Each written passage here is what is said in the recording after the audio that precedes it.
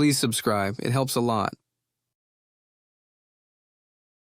Brandon woke before the sunrise, the air inside the house still heavy with night. The ocean murmured outside his window, soft but constant. He lay there for a while, staring at the ceiling, listening to the slow pulse of water against the shore. Every morning began this way. Every morning ended the same. He pushed himself up and walked barefoot through the long hallway. The wood creaked beneath him, the same rhythm he remembered from childhood. He could almost hear his parents moving through the house again, laughing, talking, unaware of how soon the ocean would take them. They were gone before he ever knew them, gone before he was 5, yet the sea never stopped reminding him. He stood at the window facing the coast. The glass fogged from his breath, and through it he watched the tide stretch and shrink. The water looked pale, almost metallic under the early light. He never walked past the dry sand. He had promised himself he never would. The ocean didn't want him, and he didn't want it either. The coffee pot clicked on. It was automatic now, but he still poured 2 cups. One stayed untouched on the table. He kept it there every morning. The habit gave shape to the silence. He opened the window. Warm air drifted in from the sea, bringing the smell of rain and salt. Far down the beach, a few fishermen pulled their boats to shore before the storm rolled in. The sky hung low, swollen with gray. Brandon dressed in a gray shirt and pants, the same outfit most days. The fabric felt tight around his arms, though he hadn't gained weight. He checked the mirror before leaving. The man who stared back looked hollow, but still tried to appear put together. He locked the door and walked through the narrow streets of El Combate, Puerto Rico. The town was small, pressed between the hills and the sea. Colorful houses lined the road, though their paint faded under the sun. He greeted no one, and no one greeted him. People still whispered about Derek. Some said Brandon visited the grave too often. Others said not enough. He reached the cafe by the plaza, the same place where he and Derek used to spend afternoons watching the tourists pass. The owner, a woman with kind eyes, nodded as he entered but said nothing. He ordered black coffee and sat by the window. Rain began to fall, soft at first. The glass blurred the street, bending the colors of parked cars and wet cobblestones.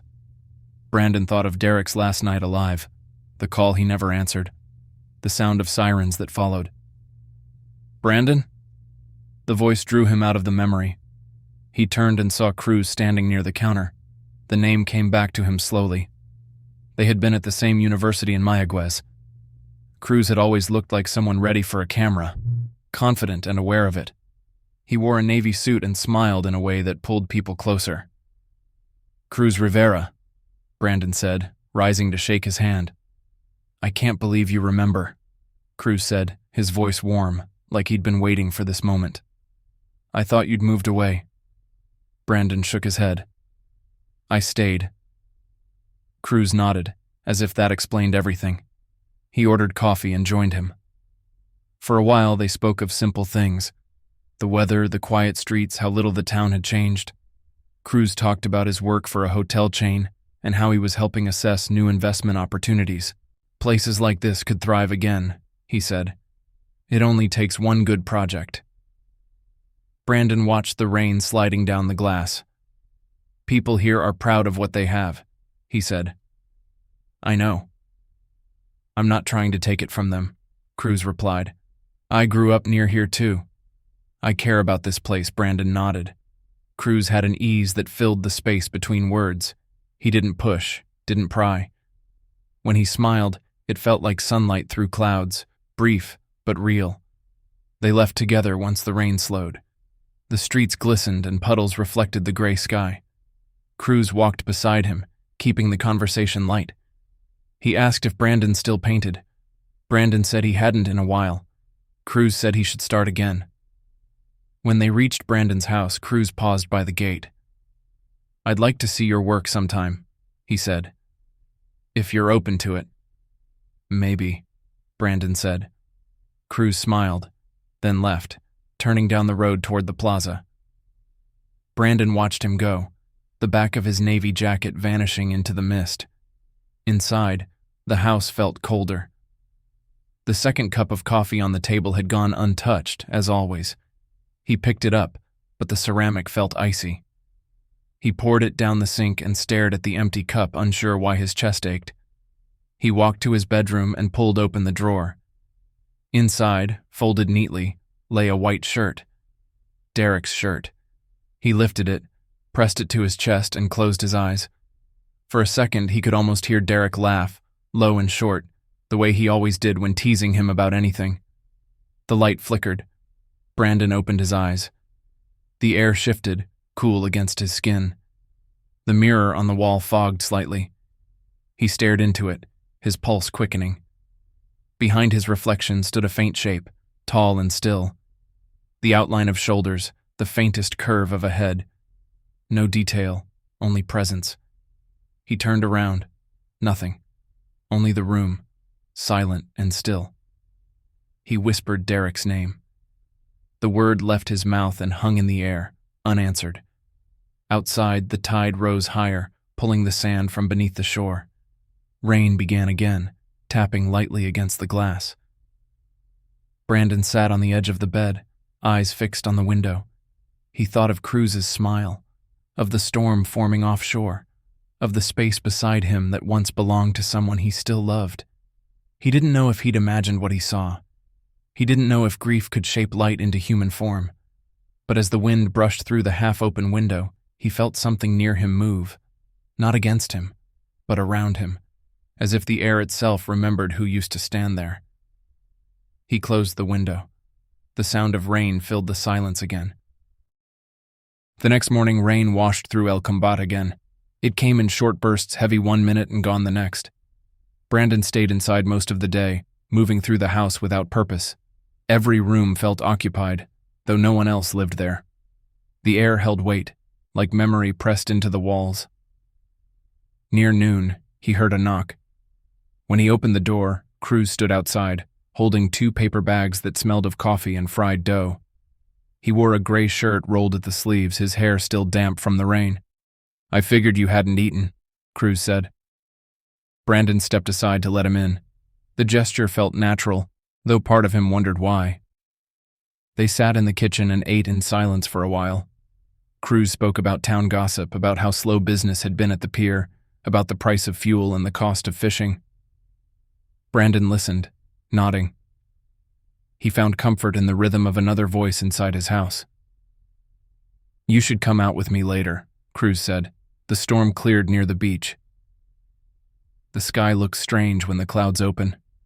You'd like it." Brandon hesitated but agreed. They left an hour later. The streets glistened from the earlier rain, the air warm and heavy. When they reached the shoreline, the water stretched in calm sheets of gray, the sand dark and wet beneath their shoes. Cruz walked ahead, his hands in his pockets. "You never liked the water much, right?" he asked. Brandon stopped short of the tide line. "It's never liked me either," he said. Cruz smiled but didn't press him. He spoke about the coast, about how it could bring more life to the town if people worked together. "There's value here," he said. "Families could thrive again." Brandon nodded but didn't answer. His eyes stayed on the water, how it bent the light. For a moment he thought he saw someone standing knee-deep in the surf, but the figure vanished with the next wave. Cruz's voice broke the silence. "I know people blame investors for taking too much, but we can do this right. We could make something good for everyone." Brandon turned to look at him. "You mean hotels?" "I mean opportunity," Cruz said. "And yes, hotels are part of that. People need jobs. The town's fading." Brandon didn't argue. He understood the logic but felt something inside him resist. "Some places fade for a reason," he said. Cruz studied him, then smiled again, soft and careful. "Maybe. Still, I'd like to show you what I mean before you decide it's all bad." Rain began again, light and steady. They walked back to town, not speaking much. When they reached Brandon's gate, Cruz asked if he could visit again the next day. Brandon said yes before thinking. That night, thunder rolled somewhere beyond the hills. Brandon turned off the lights and lay in bed. The sound of rain filled the room, and through it he thought he heard footsteps in the hall. He sat up, The air cooled around him. In the dark, faint light from outside caught the edge of the mirror. Words appeared across its fogged surface, uneven but clear. "Don't trust him." Brandon froze. The letters lingered even as the fog thinned. He stepped closer, reaching out with a shaking hand. When his finger touched the glass, the message smeared into nothing. He whispered, "Derek?" No sound answered, only the soft rhythm of rain on the window. His throat tightened. He told himself it was exhaustion, that grief could bend the senses until anything felt real. He opened the window for air. The curtain lifted slightly, brushing his arm. Outside, the palm trees swayed, their fronds silver in the weak light. He could smell salt again, sharp and clean. The ocean sound reached him, closer than usual. He stayed awake for hours, sitting by the window. Each time the rain slowed, he expected to see someone standing on the sand. He kept whispering Derek's name under his breath, not as a plea, but as a habit he couldn't break. When morning came, Cruz knocked again. Brandon opened the door, his eyes red. Cruz frowned. "You look worse than yesterday," he said. "Didn't you sleep?" "Not much," Brandon said. Cruz stepped inside without waiting for an invitation. He looked around the living room, noticing the open window and the puddle forming beneath it. "You shouldn't keep that open during rain," he said. "The air in here's already damp." Brandon closed it. "I like hearing the sea."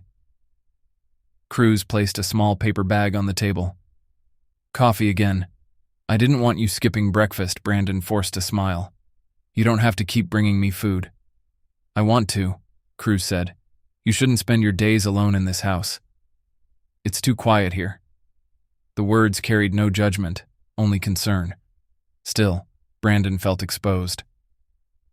"I'll be fine." Cruz nodded, but lingered. He talked about his meetings with local officials, how some seemed open to development and others refused any change. Brandon listened, half present. His eyes kept shifting to the mirror across the room. Nothing moved in it now. The surface was clear, still. "You should take a few days away," Cruz said. "Get some rest. There's a guest house inland. Quiet, clean. You'd feel different." Brandon shook his head. "This is my home." Cruz sighed, but he smiled again. "Then at least let me keep you company." Brandon wanted to refuse, but the thought of another night alone filled him with dread. "Maybe. Not yet," he said. Cruz grinned and placed his hand lightly on Brandon's shoulder. The contact startled him. It had been a long time since anyone touched him without pity. He didn't pull away. After Cruz left, Brandon stayed by the window. The clouds outside thickened, turning the horizon darker. Somewhere beyond the rain, he thought he heard a whisper again, his name carried low across the air. He closed his eyes. The sound of the sea grew louder, almost inside the room. The air cooled again. He whispered, "I know you're here." No answer came. Only the rain continued, falling steady over El Combate, washing the sand, the roofs, and the empty roads between them. Cruz came by more often. At first he stayed an hour or two, helping Brandon repair shutters or clean debris that gathered after each storm. Later, he stayed for dinner. His presence filled the house in a way that felt unfamiliar but not unwelcome. Brandon tried to ignore the guilt that came each time Cruz laughed, the small ache that followed every quiet moment between them. He started to paint again. The canvas sat near the window where the light stayed soft through the afternoon. The first strokes came uncertainly, shapes without form. He didn't know what he wanted to make, only that he needed his hands to move. Cruz watched one evening, leaning on the doorframe. "I didn't know you still painted," he said. "I stopped when Derek died." Cruz nodded. "Then maybe it's time to start living again." Brandon didn't answer.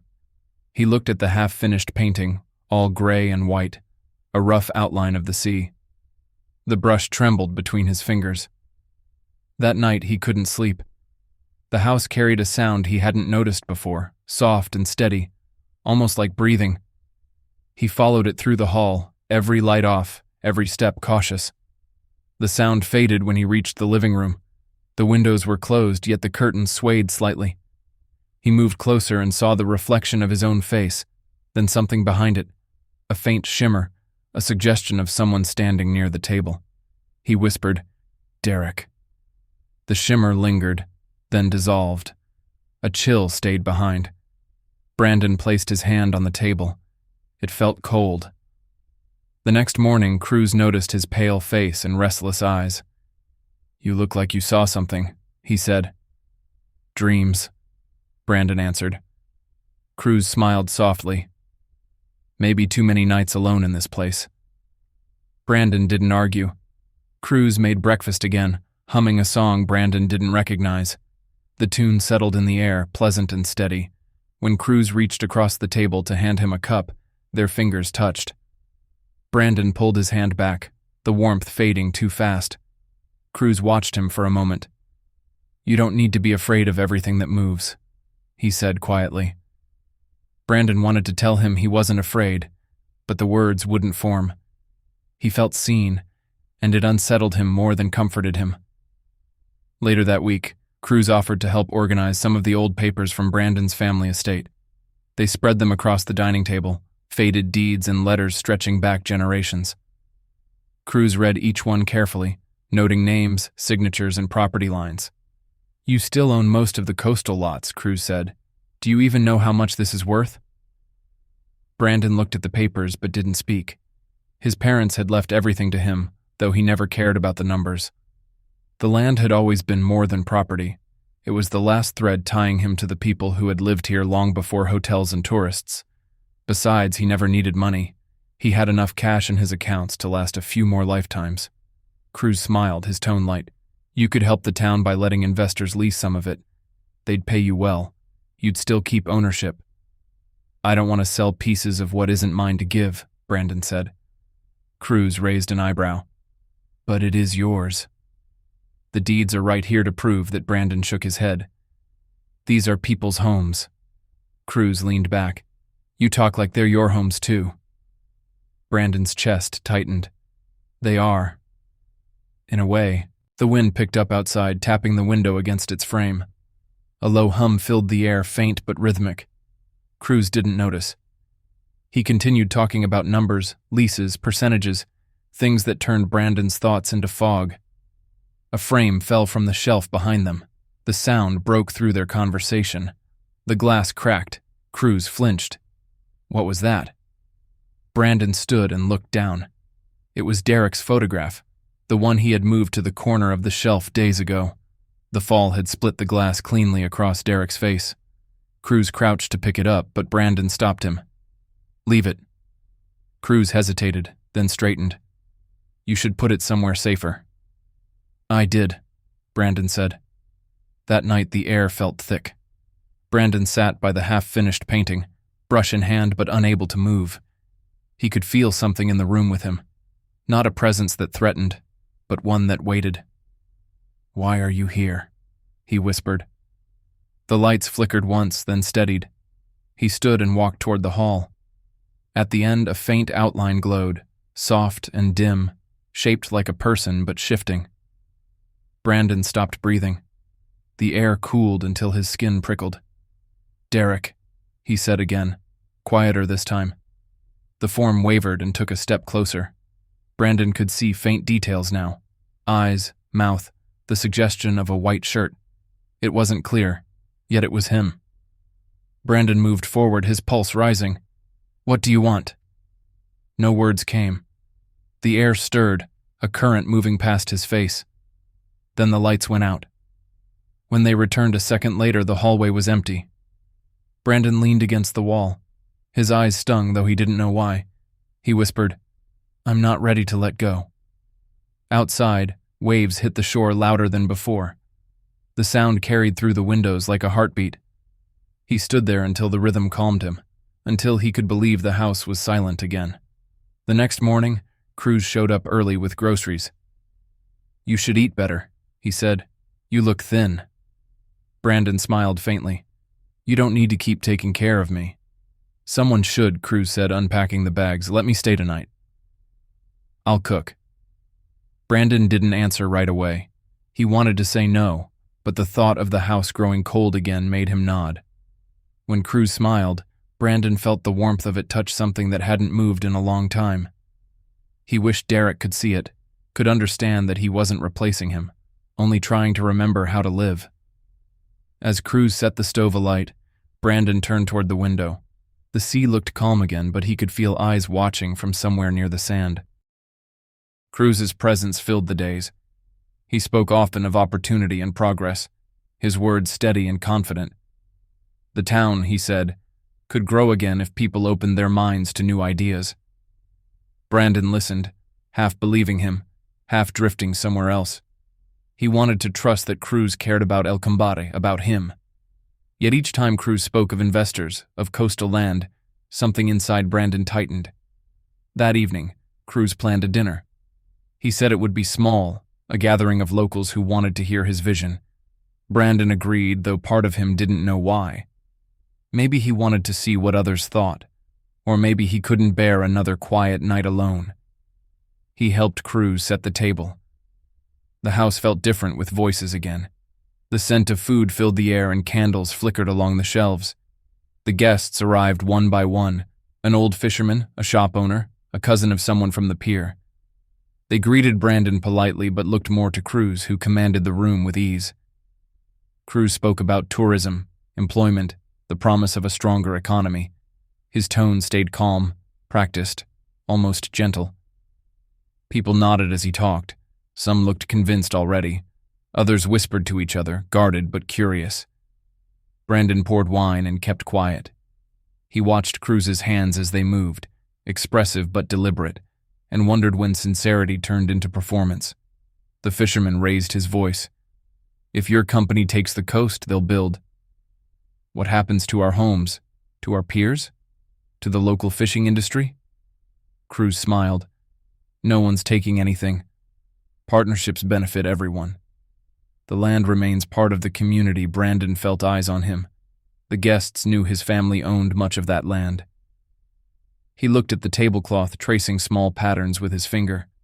He wanted to believe Cruz's words, but they carried the shape of something rehearsed. When dessert was served, the air shifted. A frame slid from the wall behind Cruz and hit the floor. The sound cracked through the room. The guests jumped. The picture of Derek lay face down, the glass splintered. Cruz knelt to pick it up, but Brandon spoke first. "Leave it." Cruz hesitated, then stood. "It's fine. Accidents happen." Brandon felt every eye turn to him. He gathered the broken frame and placed it on a nearby chair. His pulse raced. The air had cooled by several degrees. The candles flickered unevenly, thin smoke rising from one that died out. Cruz cleared his throat. "Let's continue." His voice faltered slightly before regaining rhythm. He spoke again of development, of hope for the future. Brandon barely heard him. The hum of voices faded beneath a new sound, soft but distinct. A faint breath near his ear. He turned. No one stood there. Outside, the wind began to rise. The shutters rattled against the windows. Guests looked uneasy. Someone suggested ending early. Cruz insisted they stay a bit longer, but his words lacked conviction. Minutes later, rain struck the roof, loud and sudden. The storm came without warning. The guests gathered their things, offering polite goodbyes before rushing out into the weather. Soon, only Cruz and Brandon remained. Brandon stood by the broken frame. "You said accidents happen," he said quietly. "Do you believe that?" Cruz moved beside him. "It's only a picture, Brandon. You're tired. These storms make people uneasy." "I saw something before it fell," Brandon said. "Someone standing there." Cruz frowned. "You've been under strain." "Maybe it's grief." Brandon looked at him. "I know what I saw." Cruz sighed, placing a hand on his shoulder. "You need rest. All this talk about the past keeps you from healing." Brandon stepped away. "You talk like you understand, but you don't." Cruz's jaw tightened. "I'm trying to help. I want what's best for you in this town." "Then stop trying to fix what isn't broken," Brandon said. Cruz's voice softened again. "You don't mean that. You've been alone too long. I know you feel something when I'm here." Brandon didn't answer. The sound of rain filled the silence. He could feel movement near the door, faint and cold. A whisper brushed through the air. It said nothing clear, only fragments of his name. Cruz noticed his expression and followed his gaze. "What is it?" "Nothing," Brandon said. "You should go." Cruz hesitated, eyes narrowing. "If that's what you want." He took his jacket and left without another word. The door shut. The house grew still. Brandon turned off the lights, leaving only the storm to speak. He walked through the rooms, listening to the creaks and shifts of the old wood. The photograph on the chair caught his attention again. He lifted it carefully, the glass cold in his hands. Derek's face, partly hidden beneath a crack, looked back at him. Brandon traced the outline with his thumb. "I don't know what you want from me," he said softly. Lightning flashed outside. For an instant, the reflection in the broken glass showed two faces, his own and another beside it. The light faded, and the second image vanished. He stood there until the rain slowed. The sound of the ocean reached him through the open window. The rhythm felt alive, as if it listened back. He placed the picture on the table and sat beside it. "You're angry," he whispered. "Or maybe you're trying to warn me." "I can't tell any more." A single candle still burned on the counter. Its flame tilted once, then steadied. The room smelled faintly of salt and smoke. Brandon stayed there, waiting for a voice, a sign, anything that might tell him he wasn't losing his mind. None came. Only the sound of water sliding off the roof, the night pressing close, and the faint feeling that he was no longer alone in the house. Morning light came pale through the clouds. The storm had left puddles that caught pieces of the sky. Brandon stood outside the house, his clothes still damp from the night before. The air smelled clean, but the quiet around him felt wrong, too heavy for daylight. He walked to the shoreline. The tide reached farther up the sand than usual, leaving streaks of foam and tangled bits of seaweed. Each step pulled at him, yet he stopped before the water touched his feet. He thought of Derek's voice, how it used to rise above the sound of the surf.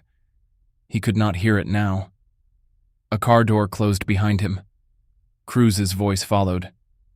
"You didn't answer your phone." "I came to check on you," Brandon turned.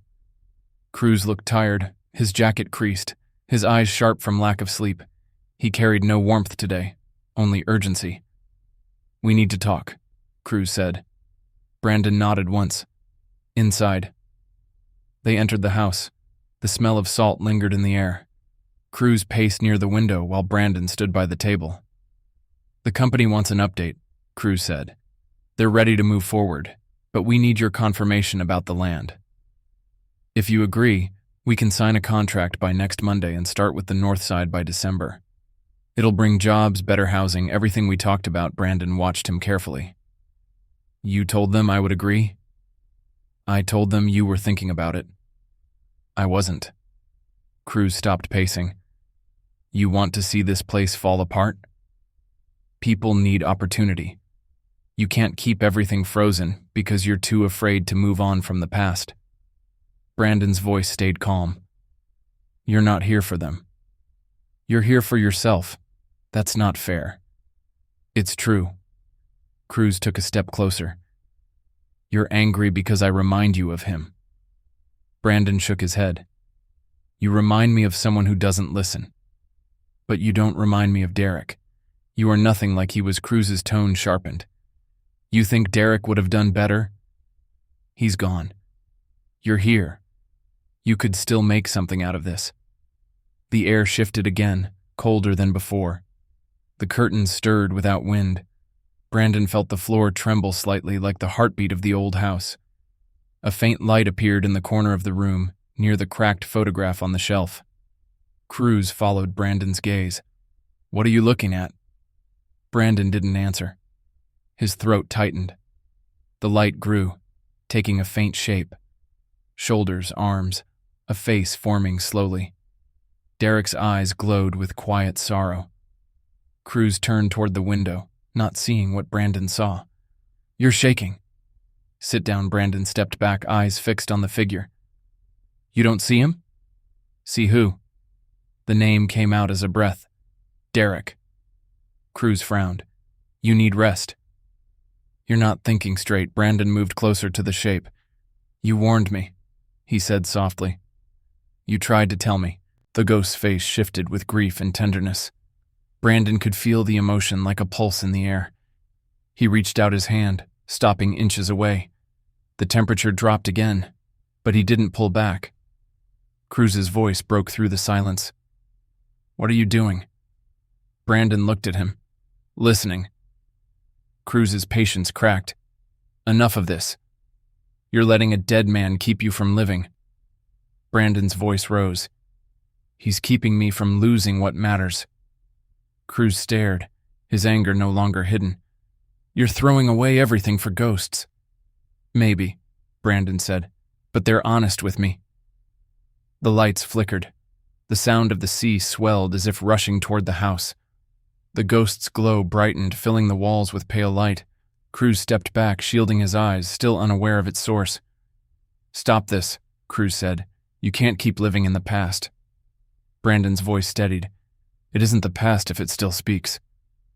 The wind burst through the windows, scattering papers from the table. Cruz shouted something, but the words were lost under the roar.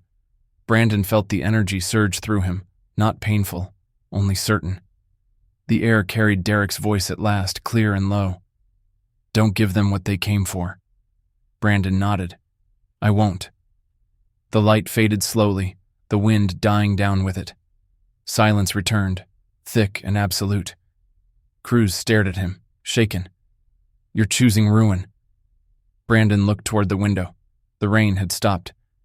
No, he said. I'm choosing to keep what's already here. Cruz ran a hand through his hair, his voice trembling between disbelief and anger. You don't know what you're doing.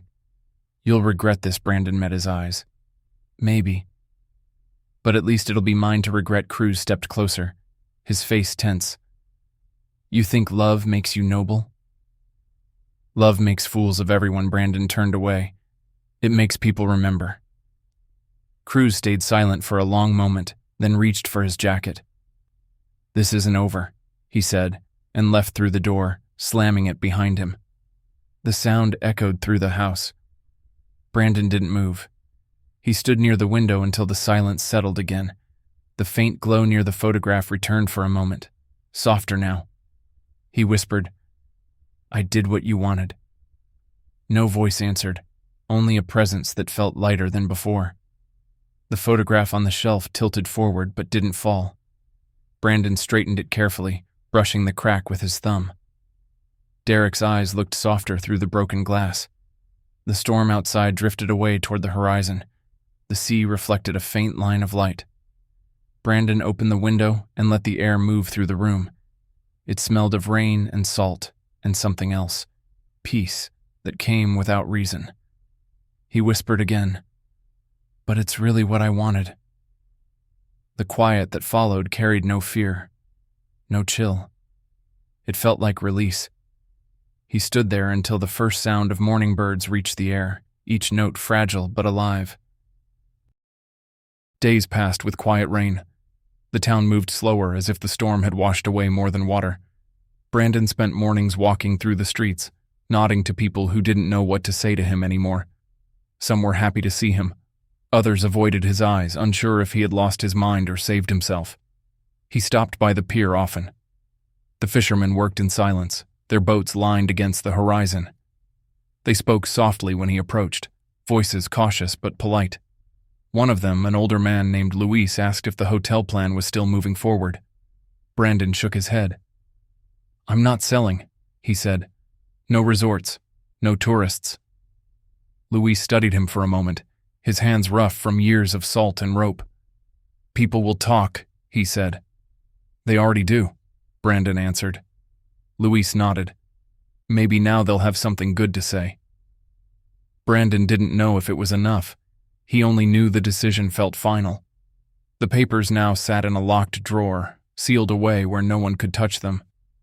He thought about giving them to the families directly, but he wanted to speak to them first, not through lawyers or officials, only face to face. He spent the next few days visiting each house along the coast. The families who had lived there for generations opened their doors with mixed expressions. Some invited him in, offering water or bread, uncertain what he wanted. Others stood by the doorway, guarded and waiting. He told them all the same thing. The land is yours. I don't plan to sell or lease anything. I'll transfer the deeds to your names. The responses varied. Some cried, thanking him as if he had saved them. Others doubted his words, asking what he expected in return. A few stayed silent, their faces unreadable. Brandon accepted every reaction without argument. One woman asked why he was doing it. Her voice carried the edge of suspicion that came from a lifetime of broken promises. Brandon said, "Because my family took more than they gave. I don't want to continue that." She studied him for a long time before nodding. "Then maybe peace will stay a little longer this time." That night, Brandon walked home under low clouds. The air held a trace of salt and rain, and the wind felt mild again. He unlocked the door and entered the quiet house.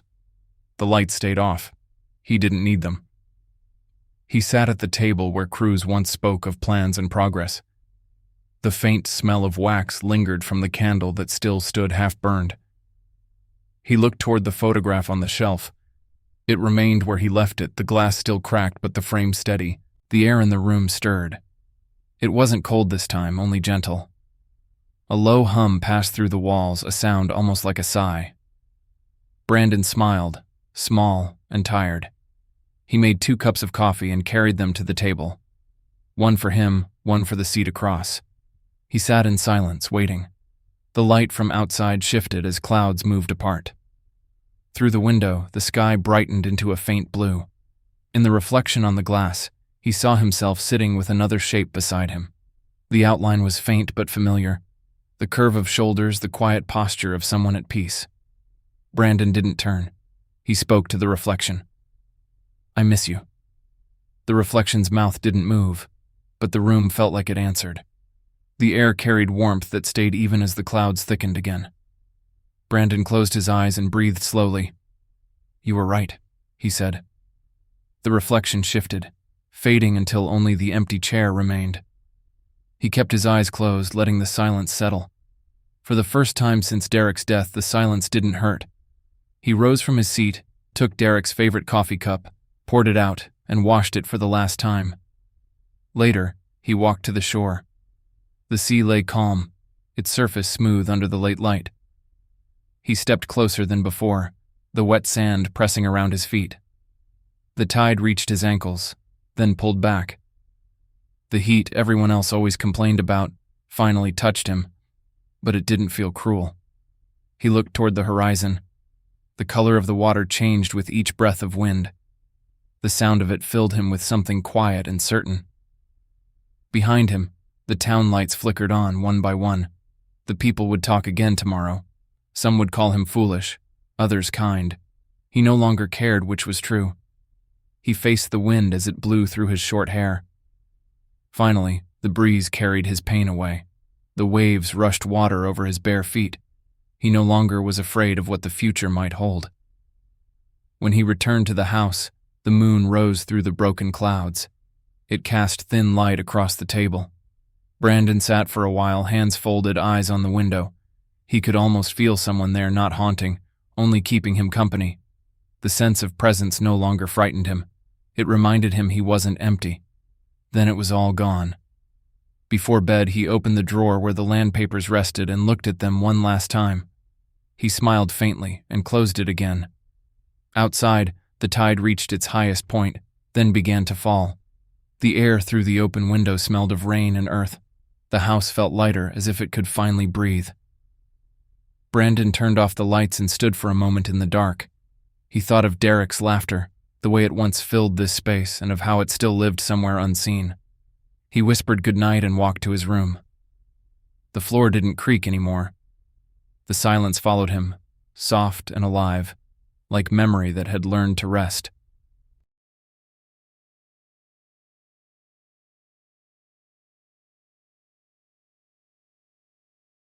Please make sure you are subscribed and be one of the strange.